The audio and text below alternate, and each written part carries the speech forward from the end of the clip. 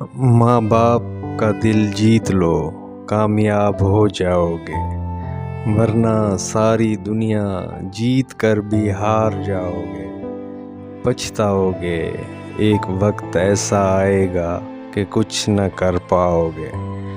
اللہ پاک قرآن مجید میں فرماتے ہیں وَبِالْوَالِدَيْنِ إِحْسَانًا، اور اپنے والدین پر احسان کرو۔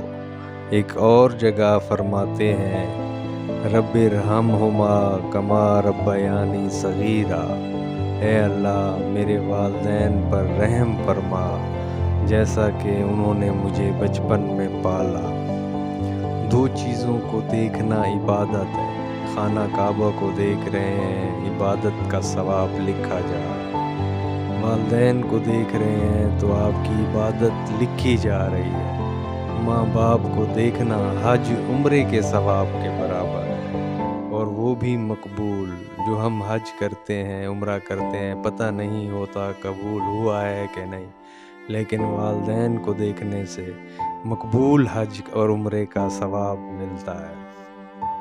والدین کے بارے میں ہے کہ ایک دفعہ ایک آدمی اپنے باپ کو اٹھا کے لے جا رہا تھا کسی جنگل میں کہ دور پھینک آؤ۔ جب پھینکنے لگا تو باپ ہنسنے لگا۔ اس نے کہا کہ کیوں ہنس رہے ہو؟ تو اس کا یہ کہنا ہی تھا، تو اس بوڑھے نے جواب دیا بیٹا میں نے اپنے والد کو بہت آگے پھینکا تھا۔ اب یہ کہانی جو تم لکھ رہے ہو، تمہارے بچے، تمہارے بیٹے تمہیں آ کے سنائیں گے۔ اس کے دل پہ اثر ہوتا ہے اور وہ اپنے باپ کو گھر لے آتا ہے۔ تو ماں بڑی انمول چیز ہے۔ اگر بزم ہستی میں عورت نہ ہوتی، خیالوں کی رنگین جنت نہ ہوتی، ستاروں کے دلکش فسانے نہ ہوتے، بہاروں کی نازک حقیقت نہ ہوتی، خدائی کا انصاف خاموش رہتا، سنا ہے کسی کی شفاعت نہ ہوتی، سنا ہے کسی کی شفاعت